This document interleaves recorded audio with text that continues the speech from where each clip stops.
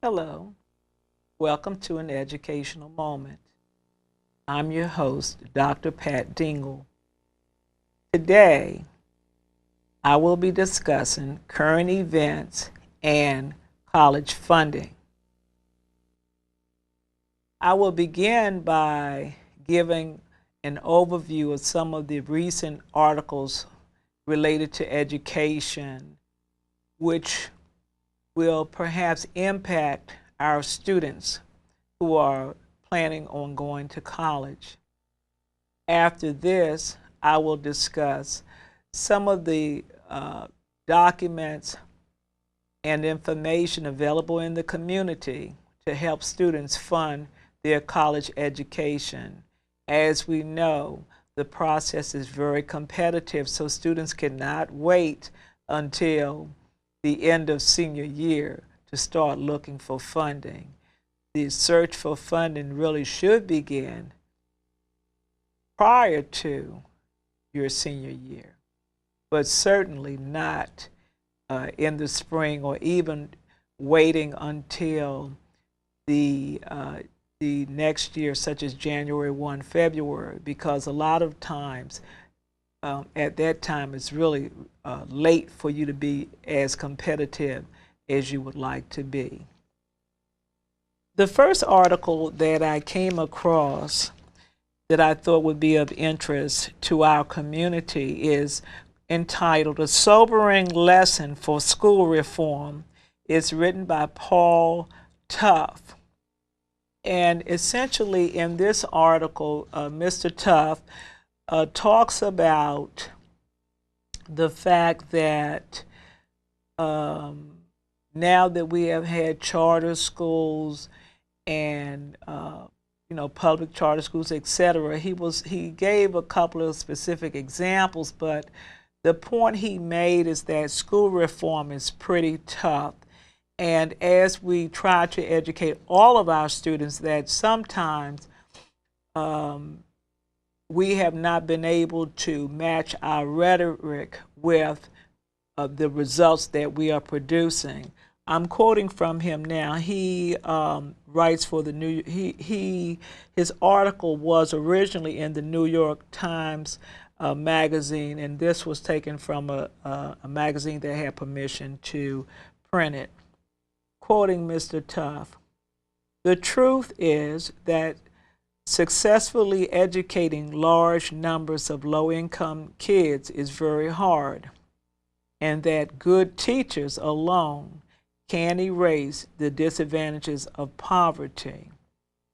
And this quote is from Mr. Tough, and he incorporates another quote within his quote. But I think this is important because we have to realize that it can never be left just up to the teachers to try to raise the achievement levels of children, but it needs to be a concerted effort by parents, teachers, and administration and community. This is the way that we get to impact our children. The next article that I found of great interest, it was published on August the 7th, 2011. I retrieved it on the 9th of August, and it's entitled Professors Cede Grading Power to Outsiders, Even Computers. And this article is by Jeffrey R. Young. I received it from the Chronicle of Higher Education online. There is an online university called Western Governors University, and it is an online institution. It's not an institution you can walk up to and attend classes. They have hired 300 adjuncts, and those are part-time professors with the specific job duty of grading all of the work by students at this particular university. These evaluators do not know the students, have never met them, and so I guess the rationale for this is that the grading would be fairer. I'm quoting now from the article regarding why this particular strategy may be used to grade. Over the years, there has been a great concern over inflated grades, not just at online institutions, but some of the major institutions and some of the most prominent institutions have been concerned about inflated grades. The problem has arisen, I'm speaking from knowledge now, not from the article, from my background knowledge. Part of the problem has been that professors have been evaluated or are evaluated by their students. And this is part of the tenure process where a teacher gains stability, a professor gains stability at the institution where he or she works. And part of that process, or part of the criteria that is used, is evaluation from the students. So many professors, since they know that the student evaluations count greatly, then some professors have inflated the grades because it correlates with the student evaluations. So hence, if you issue higher grades to students, then your evaluations may be high. And of course, I haven't done a study, but over the years, this has been a concern. Now, returning to the article, having given you that background information, this is a quote from the article by Mr. Young, talking about why would an institution go to this strategy for grading students with adjuncts who have never met them. There is no temptation to skew results in any way other than to judge the student's work.